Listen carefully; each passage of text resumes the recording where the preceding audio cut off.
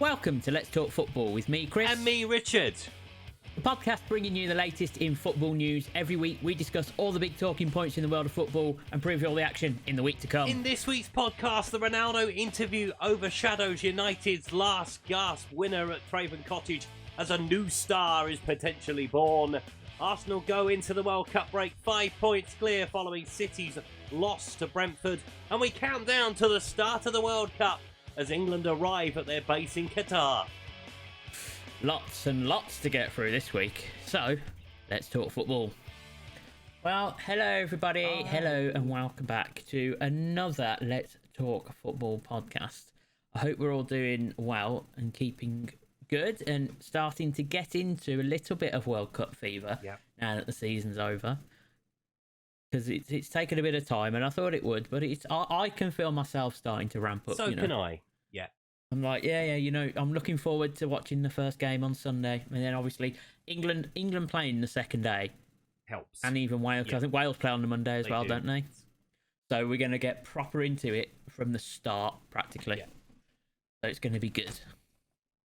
Going to be good. It is going to be good. I'm looking forward to it now. We must. But before we do that, we do have a weekend of Premier League football to look back on. Yeah, which didn't disappoint. Didn't disappoint, but we are going to start with the Ronaldo interview. Okay.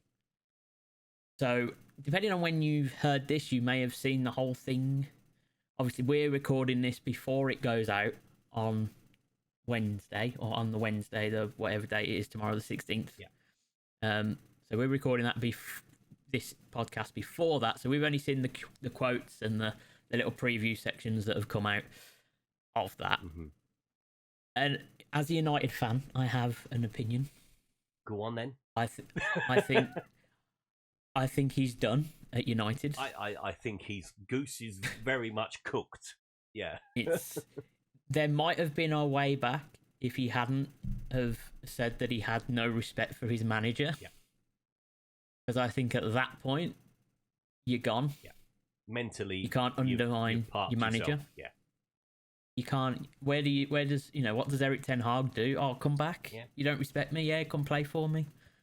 Bring you back into the fold. He's done, and this is probably what he wanted. He doesn't want to be there. Fine. Mm-hmm. Off you pop. Yeah.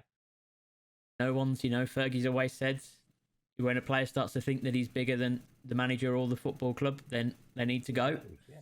And that is this moment. I mean, it's done. A lot of the fans will probably agree with what he's saying about the Glazers, because a couple of quotes have come out about that before the interview's released. Yep. And me, as none of us would necessarily, as United fans, disagree with that. No.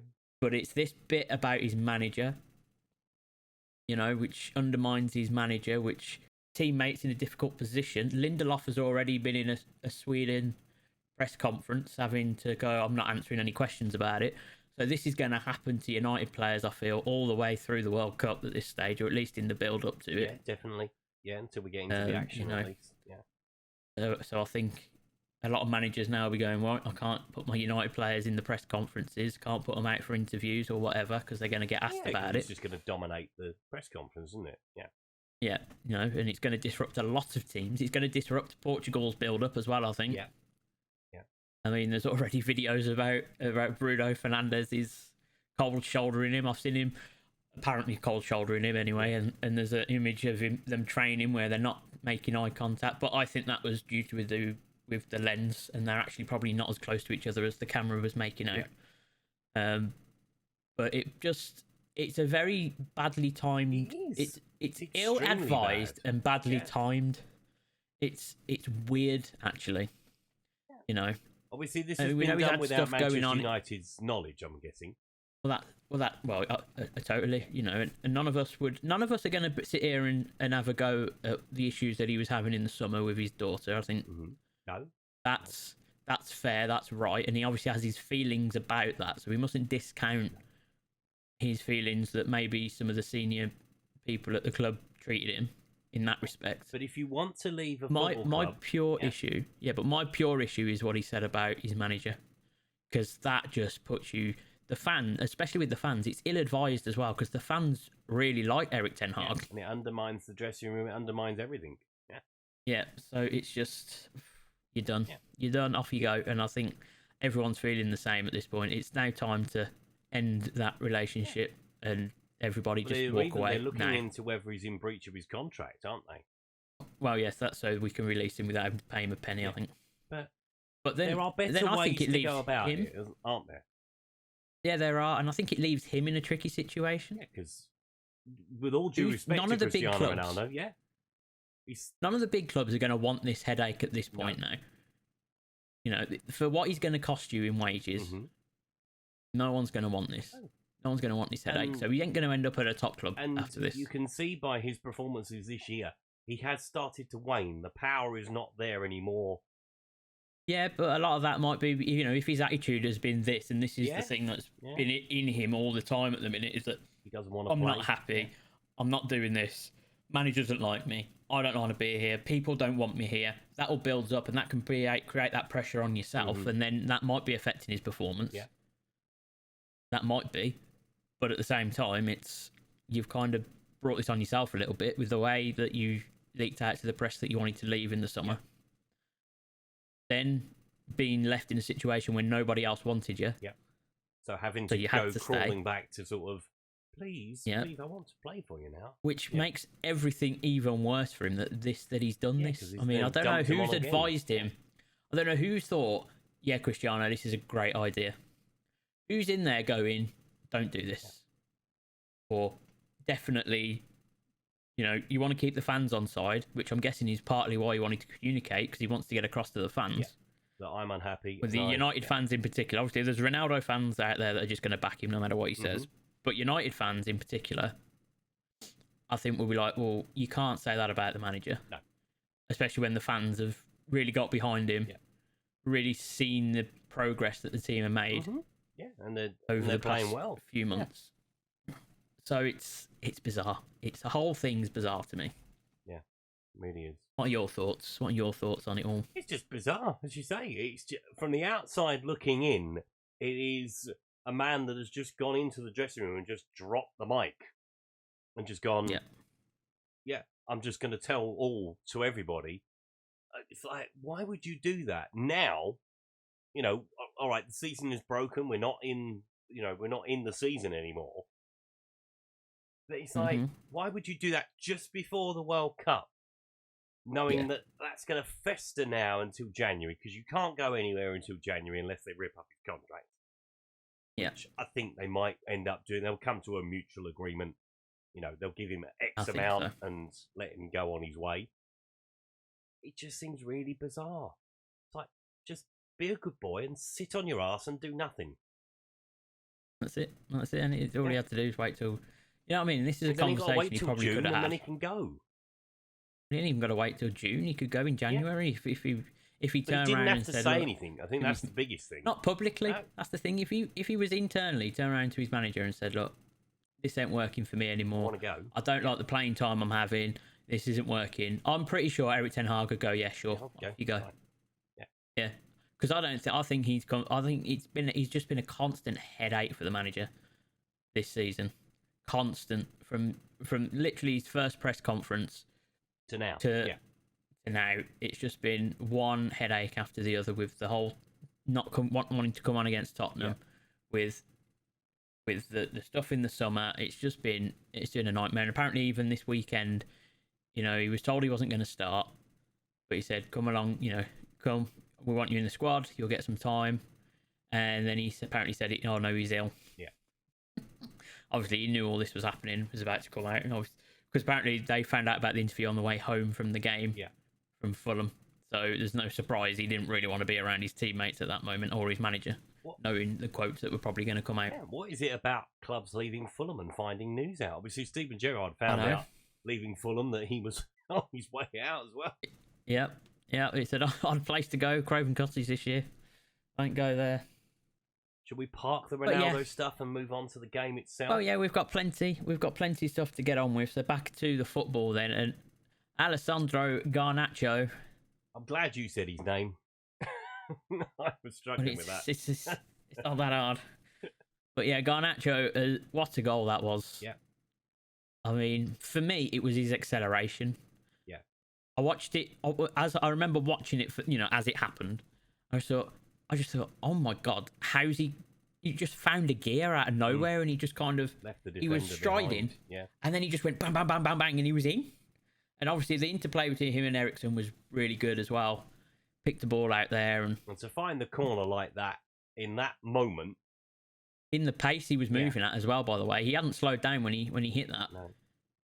It was phenomenal finish, and what a moment for the young man. Yeah. Youngest guy, youngest 90th minute winner, goal scorer, however you want to word it, since Makeda. Oh, okay. Obviously, didn't quite work out for Makeda. Yeah, yeah, it's probably not the best example. But no, that's just the stat. That was just the stat. That's the stat that's going around. He was the youngest since Makeda to get a last minute winner for United. Up until that point, though, it was a frustrating afternoon for you. It was. The second half was. I thought Fulham played really well. To be fair, and they did the second half. They were really, really good. Obviously in the first half we were okay. It wasn't that frustrating for us. We got the goal. We were ahead. We looked fairly comfortable in the first half. Maybe for the first 5 minutes of the second half we looked okay, but then Fulham seemed to really grow. Yeah. And the change that we made, taking Alanga off, moving Bruno over to the right, it took something away from our game and what we were Bruno's doing. Not got that pace that Alanga's got. Yeah. Yeah, just to keep the pressure on the high line. But then when Garnacho came on, he gave us that outlet. So there's things to improve on. There's always things to Definitely. improve on. Yeah. Yeah, and I think Ten Hag will learn from that. And I think, obviously, depending on what happens with the other situation, he'll want to maybe get someone else in January. I would imagine so, yeah. We have been without a few, though. Don't forget, Sancho's been out. Yeah. Anthony's out. So, we're a couple down in those... whilst the World Cup in those areas. Yeah, and it'll be good for Martial to get a break and hopefully build some more fitness, because I thought he looks the part. He's the type of striker we need in there. Yeah, he played well as the 9, didn't he? Yeah. Yeah, he can hold it up. He can link up play really well, and then he's got the pace as well to get in behind and run at players. Yeah. And obviously he's got the dribble skill. There's nothing that Martial hasn't got. Yeah. Other than consistency. He's been his struggle over the years. Yeah, his fitness is one thing, but his consistency over the years has been that, and I think sometimes that comes down to maybe his work ethic at times has let him down. But this season, when he's played, he's been really good. And that's the type of striker I think Ten Hag likes. It's what he wants, which is why I think Ivan Toney's potentially an option for United. Yeah, potentially. Yeah. Soon. So we'll see what kind of plays out as things go on that count. But no, we played really well. Fulham will be disappointed, I think, to concede the last minute like that. But the goal it was. I mean, the fullback was with him all the way in. Do you know what I mean? He'd followed him all the way. He'd done everything right. Yeah. But he was just too quick for him, and he actually held the defender off really well, considering the pace he was running at. I thought it was really good, that. But yeah, no, good for United. They, it's good to finish on the wing going into the break. Yeah. Keeps the momentum sort of there, or a good feeling for the team to come back to, at least after the World Cup. But no, yeah, it's good. Good, I'm happy. I'm glad. Fulham as well. They'll be. They've had a really good start to the season, up in the top half of the table, so they're not going to be too disappointed. They'll be a little bit disappointed. Obviously, they had the last minute goal as well against City, didn't they, last week as well? Yeah, so they've had a couple of them, but actually, if they look back at their first 15 games back in the Premier League, it's obviously been their best return. They'd be delighted. Yeah. Since they came back in, the last two goes anyway. Yeah, much better than those two. Mm-hmm. I'll be much happy with that. Right, while we're on Sunday, the other game on Sunday before we talk about the top of the table was Villa and Brighton. Now, I thought this was actually, considering the form of both teams, is actually for Villa to go away and win at Brighton. Yeah, first away win of the season for Villa. Yeah. Yeah. Was really impressive, and I thought they played really well. Danny Ings getting a couple of goals. Considering the start they made. Yeah. Yeah. Well, yeah. What was it, 40-odd seconds? To be behind that quickly. Yeah. So you had to watch every minute of both of these games on Sunday. You had a goal in the first minute and a goal in the last minute of the day. Yeah. But no, Villa played particularly well. They were solid, which was not something that we've seen them do this season. After the first minute. Yeah, after the first minute. They recovered very well. After the first minute, they were solid. Yeah. But, it was a good performance from Villa. They're starting to, Unai Emery, I think, is going to have this effect on Villa. He's going to make them pragmatic. He's going to make them... difficult to play against, difficult to beat. Exactly. Yeah. He's going to organise them. Mm-hmm. He's a very experienced manager, and I think you'll probably see Villa moving up the league. I think it was a really smart appointment from Villa. Yes, definitely. Yeah, 100%. As for Brighton, again, they'll be disappointed with yesterday's result, but they can't complain with the start of their season. No, they're find themselves seventh in the table. Yeah. Is 14 games in is again, really, really good. They're pinching themselves that they're that high up at this point. Yeah, I agree. But no, good result there. And then back to Saturday. Then let's talk about the top of the table. We'll start with City. Yeah, Ivan Toney got over his disappointment, didn't he? Well, yeah, I think he was out there. Was he there to prove his point? Maybe that's what got him going. Maybe. I don't know. So why didn't you take me? Maybe Thomas Frank had a word in his ear before the kick-off, show him what you can do. Yeah. But it was really good, and obviously the way that they get the winner, 98th minute. Yeah. On the break as well, which is... To get that. Yeah. Well, the thing is, though, City were pushing for the goal. Yeah. Exactly, that's for City. That 8 minutes at the Etihad's for City. Let's not pretend otherwise. Yeah. And then for him to get sucker punch like that going the other way is disappointing for City, and obviously leaves them stranded a little bit now from the top. Yeah. Ivan Toney proves his point. And yeah, it's very, very interesting. Obviously, Arsenal winning. As well, they played very well. It was a very efficient performance, I feel, against Wolves. They did what they've been doing, Arsenal, and they turned up. They won. They left. That's it. Yeah. And Odegaard was very, very good in that game as well. I thought he was, not only his 2 goals. I just thought the way that he was linking up the play, bringing everything together. He seemed to be the glue in there for him. Yeah. Well, he has been all season. To be fair, he's been very good. He's starting to show now the quality that everyone knew that he had when he was 15 at Real Madrid, and when Real Madrid they brought him in. Calling. And now I think you're starting to see that because he's still young considering everything. Let's not forget he's just been around for a long time because of how he made the headlines. Exactly, when he made the headlines, getting brought in by Real Madrid all those years ago. They will be laughing at the fact that they've got a 5-point lead.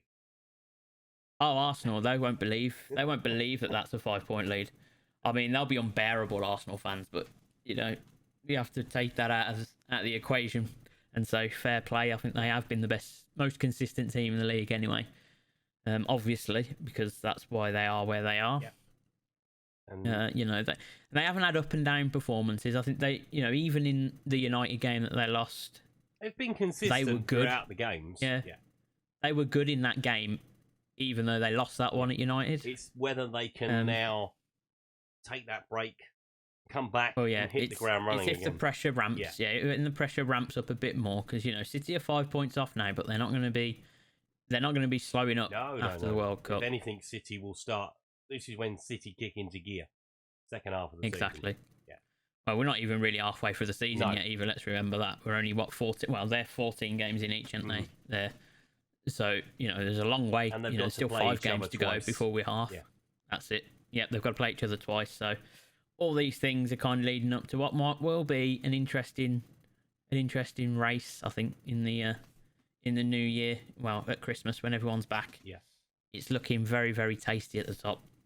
Because it's good. Because I think if tables were if it was the other way around at this point, and City were ahead of Arsenal, no one would be that interested. But I think because City are chasing Arsenal, it's an interesting one. Yeah, it makes it a lot more interesting, doesn't it? Because you're kind of thinking, well, can Arsenal keep up the pace that they've set, and can City recover? As opposed to if it was the other way around, people would be going, City are going to run away with it now. They're off now. Do you know what I mean? So I think this way is much better for a more interesting league. Definitely. Next game to talk about then is the Newcastle-Chelsea game. Yeah. I think Newcastle are really, really now showing that they are in this European fight. Champions League fight. Yeah, definitely. Definitely. Well, in the Champions, not just European, I'd say they're in the Champions League fight. They are the most consistent team outside of the top 2. Yeah. I think. They look steady. They don't look like they're as erratic up and down, like Chelsea have been, like United have been, like Tottenham have been at times. Yep. Even Liverpool this season as well haven't had their level of consistency, but Newcastle have found one. Mm-hmm. Yeah, they have. And they've been, the last couple of months in particular, they've been some big solid. teams. Yeah, they have. Yeah, I don't think they've lost. They even drew against United. Don't forget, they beat Chelsea. Beat Tottenham. Beat Tottenham. Well, I thought we were talking about big teams. Lol. So they've had a really good start. They've had a really good start to the season. And to see themselves in third place, I bet even Newcastle fans can't believe that it's been that much of a jump this quickly. Yeah. But I think all credit to Eddie Howe. Mm-hmm. Yeah. Has to go because Newcastle haven't gone out like we thought they would, and go all out and spend all that money. No, they haven't. They haven't done that. They've they brought a couple in. Obviously, they brought Bruno Guimaraes in. They brought a few defenders in, but mostly it's been players that Eddie Howe has identified. Premier League kind of players that he might have worked with a few of them before, etc. But he's brought them into Newcastle. He's got that bigger stage, and he's got them playing really well. And I think he deserves a lot of credit for that. It was an odd performance from Chelsea. Yeah, I think they've been like this though all season. At least they've been very up and down ever since. I still don't understand why Tuchel went. No, because it hasn't really changed anything. No, they've been exactly the same. And obviously you've got Graham Potter now trying to learn the ropes. I mean, we all like to see a good British manager get one of the top jobs in the league. Yeah. But will it come at a cost to him in the end? I think it probably will. Exactly. Yeah. I'm not sure that was the right time for him. No. I would have said end of the season maybe. If Brighton had had a top 10 finish at the end of the season with him in charge. Exactly. Yeah. I think they pulled the trigger too early on Tuchel, and I think that all comes from the new ownership coming in. Yeah, they wanted their own man, didn't they? So yeah, so they went out there and brought all these players in. Spent big money, got everyone in, and then went, go on then to Tuchel. Yeah. And then Tuchel went, oh, I probably didn't want most of these players that you've brought in. Yeah. So it is a strange situation that Chelsea find themselves in. They are struggling. They're below Brighton in 8th. Yeah. Which is only 2 points away from Fulham and Brentford and Palace. Yeah. They're officially a mid-table team, Chelsea. At this they point. are. They are right now. They are right now. Right then, the highest scoring game of the weekend happened at the Tottenham Hotspur Stadium. Oh. And it was very close to disaster again for Tottenham. You know what? I'll let the podcast listeners in on a thing. I've been watching Tottenham for 25 years this year. Yeah. I'm too old for this crap. Yeah. Bloody 4-3. No, I can't handle it anymore. First half, terrible again. Yes, because we go in behind. Yep. Again. Yep. Again. And then they come out the second half and you're thinking, okay then. And then luckily Benton Kerr gets you out the mess. Yeah, you were going to say something else there, weren't you? No, I'm very good. You're very good. Hold on. Got you out of the mess. Yeah. To be fair, we got ourselves out of the mess. We changed the shape. We went to a back four, brought an extra midfield player on. That allowed Benton Kerr to get further forward. And Kulusevski was just running riot down the right-hand side. Yeah. But yeah, when they go 3-2 up after us coming back into the game, you're like, oh, for goodness sake. Yeah, it's all going wrong. But luckily enough, that wasn't the case. Yeah. Obviously, Benton Kerr has been amazing this season. He's probably our player of the season at this point. Yeah. Yeah, he has been really good this year. And obviously, Leeds will be a bit disappointed, but that's how they've been again. We were talking before the game, and we were saying, Leeds have one way of playing, and that will be to come at us. And they did, and they just kept coming and coming, but they were leaving so many gaps behind. Yeah. Absolutely. I mean, we got lucky with a couple. Obviously, Ben Davies is one. I think it hit the goalkeeper, hit the defender, and hit the goalkeeper again, and then went in the back of the net. I know, but he's still got that goal, hasn't he? Yeah. They haven't taken him off him yet. He was on target. Yeah. He can't come off the goal, back up, hit 2 players, and then go in the goal. That one, I think he might lose that He one. might lose that one. I think he might Ben lose Davies. that one. How many goals has he actually scored? Exactly. So he wants everyone he can get. Do you know what I mean? Everyone he can get. But that leaves Leeds then in 15th. Yeah. Which is okay, I guess, for Leeds. Yeah, they probably want to move on now. As you say, they were unlucky. Yeah. They'll be wanting. I think they would have wanted a few more points at this point of the season, though. I think Leeds, especially the club that they are, would have thought this might be the year for them to move forward. But then everyone has to remember that they lost Rafinha and Calvin Phillips, which were their 2 best players by an absolute country mile. Yeah. So to lose those 2 players, difficult to replace, and still be, exactly, and still be in the conversations, I think is okay. Yeah. Definitely okay. And Tottenham, all right. Tottenham sit 4th. They'll be happy with that for now, I guess. I think Newcastle have been the surprise. They've surprised everyone really with their consistency. Yeah. So things could be a little bit different, but they're not. No, Spurs are 4th. Happy. With 15 games gone. Yeah. So they take that situation going into the break. That leaves us then with let's go to Forest, actually, because Forest, with a very, very big win against Palace. Very, very big win and a very, very tight offside call. Very, very tight offside, but you got given. It's tight, and you can have it. You know what I mean? I mean, Palace fans won't agree with that. No. But But then I've always had this opinion that if he's level, he's onside. Yeah. Mhm. Yeah. So they take that situation, though. It was very close, but they gave it, and that's fine. Forest then still in relegation at the moment, but they haven't got left behind anyone. No. Which was important for them. Yeah. So they're up to 13 points now. Yeah. One thing we didn't mention with Wolves. In the battle. Wolves are the first Premier League side to be bottom before the World Cup. Yeah. True. Will they survive? Well, not really. Not really. Technically not. Technically not, but obviously with the World Cup being in the season, technically yes. Yeah. Definitely. But, you can't take in any of these things around bottom at Christmas or whatever this year, because there won't be as many games played. No. So people need to look at how many games everyone's played. But Wolves, they're the first team really as well. They cut adrift. They're starting to get cut adrift a bit now. Yeah. 2 points doesn't seem like a lot, but when you're at the bottom of the table, 2 points actually is a lot. New manager's got a lot of work to do. Yeah, points are hard to come by at the bottom of the league. So to be 2 points off, it's only a win, obviously, and if you're playing one of the teams around you, it'll help. But yeah, let's go to West Ham Leicester then. Leicester seem to had found a bit of revival going into this period, and I think that'll be one of the teams, like Arsenal, that might be a little bit disappointed that the breaks come now. Yes, definitely.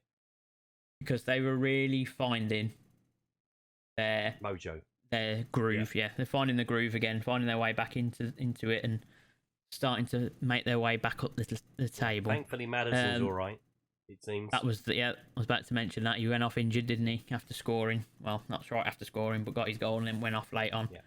Yeah. But luckily he's okay. And David Moyes has had the dreaded vote of confidence. No confidence from the Sullivans, which means you're gone by next Friday. Yeah. To be fair, it's an interesting one with West Ham. Obviously, they've played really well in Europe. They haven't played so well in the Premier League. With David Moyes as their manager, where do you go? What manager do you bring in to change the dynamic and everything? The thing is, if you look at David Moyes' time at Everton, they had seasons like this. Yeah, they have seasons where they're really good, and they have seasons where they're not so good. Yeah, and I think you're seeing the same kind of thing, and that's just as he's cycling through, I think. And I think you'll find that they'll do enough to stay up. Yeah. He's definitely got the experience to keep him in the league anyway, no matter what they're doing. But I think you'll find that maybe next year, once he's worked everything out, they'll be all right again. So I don't think it would be a great idea at this point to get rid of someone with that amount of experience. Unless you've got somebody with equal experience or better to come in and replace him. And they're and in terms of Premier League experience, they don't, he's probably one of the most experienced managers in the league at the minute. if not the most experienced manager in the league at the minute. I think. In Just terms off of the top of my Premier head. League games, yeah. I don't think there's anyone else in the league. You know, I think even Brendan Rodgers would probably be close on that list, but I'm pretty sure David Moyes would be well ahead of that. In front of Brendan Rodgers. Yeah. So, he is the most experienced. I think I'm going to say it. I'm going to go out there. He is the most experienced Premier League manager in the league. Yeah. No, I'd agree with that. Yeah. Eddie Howe might push him close, thinking about it. And I don't think so. Maybe. I don't think so. Eddie Howe's a young manager. David Moyes has been around managing Everton, since like 2003-4, maybe around that time. So there's like at least 20 years worth of Premier League experience in David Moyes. No one really has. Just say, David Moyes, most experienced Premier League manager at this moment in time. Yeah, I'm backing it. I'm backing it because it's true. Yeah. So, would that be a mistake right now? I think it would be. Very much so. So I think keep him in, and they'll probably be all right, West Ham, when all said and done, to be honest. I don't think they'll get relegated. No, again, for them, it's a reset, the World Cup. Yeah. You can go away, you can work on things, you can look back at what's gone wrong and come back with sort of a fresh impetus. And let's go to Anfield then. Liverpool 3-1 win over Southampton. Again, they've had a tricky time period, so to come out of this period with a win behind them at the very end, I think will help the mood around the camp coming back after the World Cup. Yeah, definitely. Southampton, obviously, without Hassan Hüttl. Hassan Hüttl at this point of the season. Just been replaced by Jones. That's a nice, easy one. Yeah, nice, easy one. Nathan Jones, with his early on in his time at Saints, and it was always going to be a challenge going to Anfield. Yeah. But again, he's got 6 weeks to get his ideas across. Well, that's it now. He's got 6 weeks because not a lot of those players will be going away. I don't think from Southampton. Yeah, there might be a few, couple. Yeah, I don't think there's a great deal. Yeah, not loads and loads. So he'll have time to work with them, time to analyse his squad, and then maybe go and ask them, "Can we get some more in we buy some more experience?" Window, I think please? That's the thing that Southampton are missing. A couple of experienced heads. Yeah, maybe at the back or something, just to see him through tough times in a game. Yeah. Might be helpful. So yeah, Liverpool will be happy with where they're at. Nunez getting 2 goals as well helps him. Gives him the confidence for him going into the World Cup as well, but also in the Premier League going forward. And then finally, we'll look at Bournemouth's 3-0 win over Everton. Now, did you see the performance? The reaction after the game from the Everton fans? I did not. Did you see Alex Iwobi threw his shirt into the crowd? Did they throw it back? And back? they threw it back. That hurts. That's got to hurt. And there was even talk at the weekend. Obviously, Everton are another club that may well make a change, but I doubt it. There was talk of a swap between Everton and West Ham. Frankie goes to West Ham, and David Moyes goes back to Everton. Yeah, I don't see why West Ham would think that would be a good idea, though. And I think he'd probably get lynched after going to Chelsea. So it might not be ideal, if we're honest. But Bournemouth just blew them away. Bournemouth really did play brilliantly. Yeah. They were a class above, and obviously they've had an up and down start to the season, but that'll give them good confidence going forward. They're 14th in the table. They'll be delighted with that start. Yeah, they might have a new manager after the World Cup as well. Yeah. Marcelo Bielsa, rumoured to be the man they're looking at. Interesting, but we'll see. Indeed. We'll see how that all plays out, though, in time.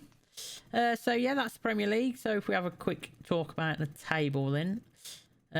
Arsenal obviously top, City, Newcastle, Spurs in the top 4. United 5th, Liverpool 6th, Brighton 7th, Chelsea 8th, Fulham 9th, Brentford 10th, Palace 11th, Villa 12th, Leicester 13th. We'll be delighted after the start they had this season. Bournemouth 14, Leeds 15, West Ham 16, Everton 17, and your bottom 3 are Forest, Southampton and Wolves going into the World Cup break, and we'll see how it all pans out. We'll see who comes back with injuries, who doesn't, because that's all going to be a big issue, I think, coming out of this World Cup, but we'll see how that goes. Right, let's go and see what's happening around the world. Let's go this week. around the world. So we start this week in Serie A, where Nemanja Matic rescued a point in the last minute as Roma were held to a draw against Torino. Another late goal saw Milan get past Fiorentina by 2-1. Napoli go into the break with an 8-point lead in Italy, which is huge at this time of the season. The 5-point lead for PSG after a 5-0 win over Auxerre, as Lens managed to keep up with them over a win over Clermont. There was another late goal for Marseille, with Cesc Kolasinac grabbing a stoppage time winner. Thankfully, he waited a couple of weeks to do that one. Spain wrapped up their pre-World Cup programme last midweek with Barcelona's 2-point lead intact after both them and Real won by 2-1.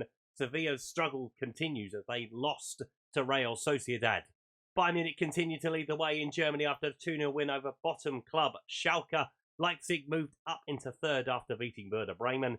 No WSL action this week. The Lionesses are in action. They're in action tonight against Norway, and they play again before the weekend. There was late drama in the A-League as champions Western United finally picked up a win, and their first one of the season. In the EFL, Burnley beat Blackburn to return to the summit of the championship. Giovanni Brown sealed a great comeback win as Exeter beat Peterborough in League One.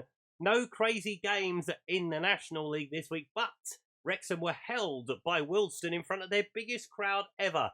To prove, whilst Wrexham might have gained some new fans, it's no goals this week for the Red Dragons.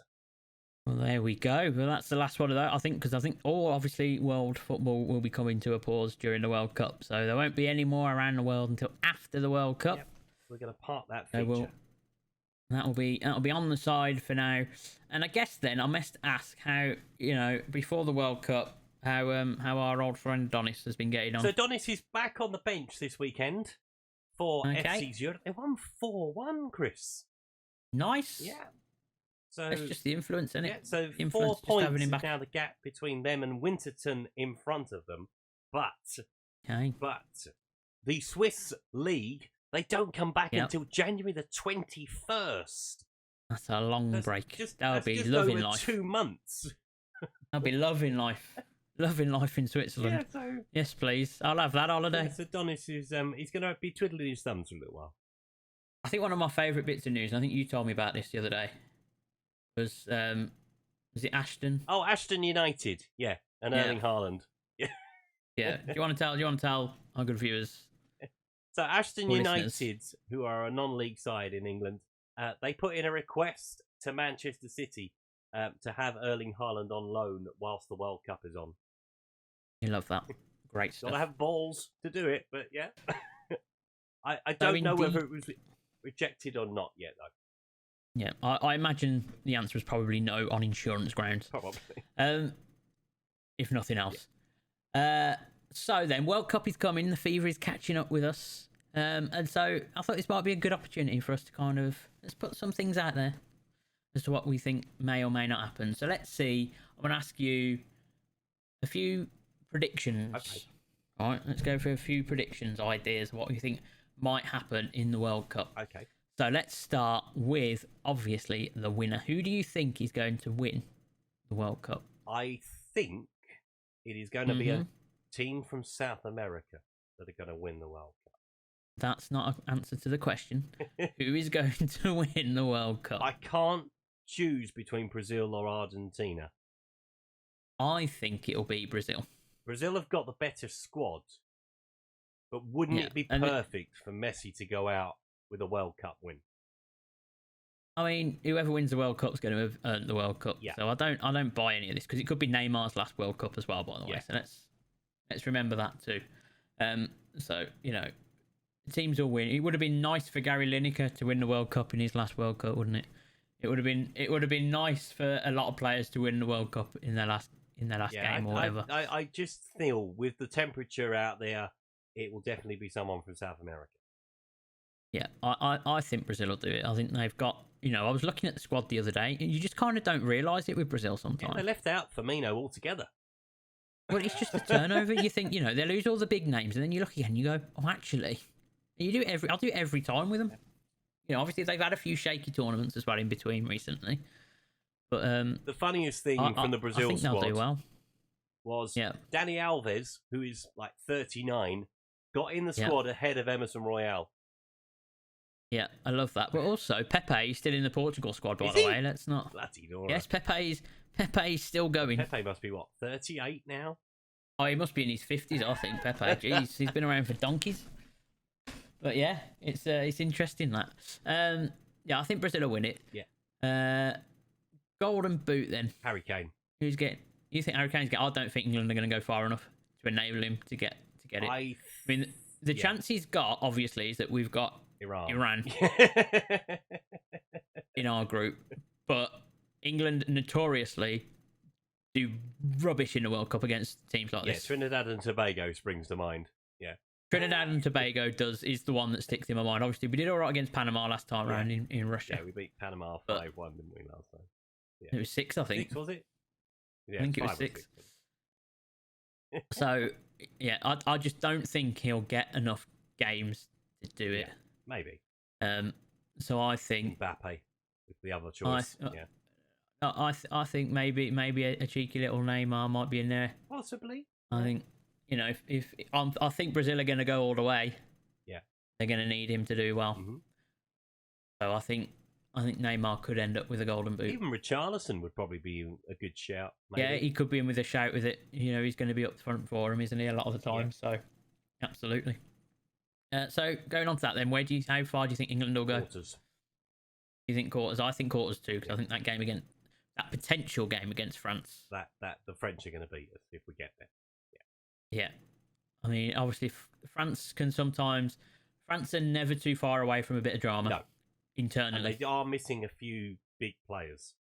Yeah, obviously Pogba's going to be missing. Yeah. But I think they've still got enough to beat us. Going to be shaky. Yeah, but I think you think about Mbappe, Griezmann. Exactly. Against Harry Maguire. You got all these players. Yeah, Dembele. You've got all these guys that are just going to against Harry Maguire and Eric Dyer. Yeah, it's going to be a struggle. Let's talk about Wales then. How do we think Wales are going to get on? Do you think? I think the big question for Wales will be, can they make it out of the group? Yes. I think they can as well. I think they'll pit the USA just. I think Bale's got a moment in him still. Yeah. As he proved in the MLS final. Yeah. He's got to, and in the playoffs. Don't forget. Yeah. He's just got this knack. Just in a moment, he's not the player he used to be, where he's just going to be brilliant for 90 minutes. He'll play for an hour, or he'll come on for an hour. But he's got a moment, hasn't he? He's just got a moment in him, whether it's a free kick, whether it's just being in the right place at the right time. It's where he's just got for it. For Wales, he's got it will be who finishes second in Group A. But hopefully. Yeah. Obviously, if they win Group B, then they'll potentially end up with Senegal, and we'll end up with the Netherlands. Yeah. So, or the other way around. The thing is, that group, I think between the two of them, it could happen the other way around anyway. Yeah. Do you know what I mean? Potentially. That's a tough group, that. Yeah. And obviously Mane did get the call up in the end to Senegal. So it'd be interesting to see if he's fit by that stage of the tournament, should they make it there. Okay, so I think that's pretty much what I wanted to talk about. I think obviously there's a lot of issues, political out there, and human rights issues that need to be addressed, and I'll be very interested to see how many of the countries approach it out there. Yeah, I'm hoping that, whilst they've said football must be the centre of the focus of, but they need to. FIFA can get out. Yeah, FIFA can get a light on what's going on out there. If you're putting yourself on the global stage like that, expect to have some sort of criticism. Yeah, of course. That's what I'd say in the matter. Yeah. But yeah, there's the World Cup. We look forward to it. Hopefully, it'll be a good one. Lots of goals. Hopefully, players in good fitness rather than end of season fitness. Well, that's the difficulty. Obviously, they've all played a hell of a lot of games to this point. Well, they have, but at the same time, normally they're playing this at the end of the season, after having played 30, 40, sometimes 50, 60 games, for some of the players. So for them to be going in 20 games in, they're going to be rather than at the end of the season, their stride rather than technically. exactly. Technically, they should all be in a better state of fitness than they would be normally in a summer tournament. Yeah. But we'll see. We'll see how it all plays out and whether or not the congestion that everyone's had in the first part of the season becomes an issue. The temperatures might well be an issue, but they will. It's going to be a lot. But don't forget. Yeah. Exactly. So we'll see. We'll see what happens. We'll see what happens. But no, it's very exciting times. Indeed. Well, we haven't really got any fixtures to go through this week. All the World Cup's coming, to go and watch the World Cup. Yeah. So we don't need to go for any fixtures really, other than England and Iran Monday, and obviously Wales play the USA Monday too. Yeah, so those are the two big ones between now and next week. England. They work from home that day if you can. Indeed, indeed. So we'll see how that all plays out. But yeah, thanks for listening this week. I'm sure we'll have all the drama to talk about next week from the start of the World Cup. So don't forget, you can tweet us at Let's Football Pod. You can email us letsfootballpod@gmail.com. But for now, we'll see you all next week, hopefully with an England and Wales victory to talk about. We will see you all later. Bye.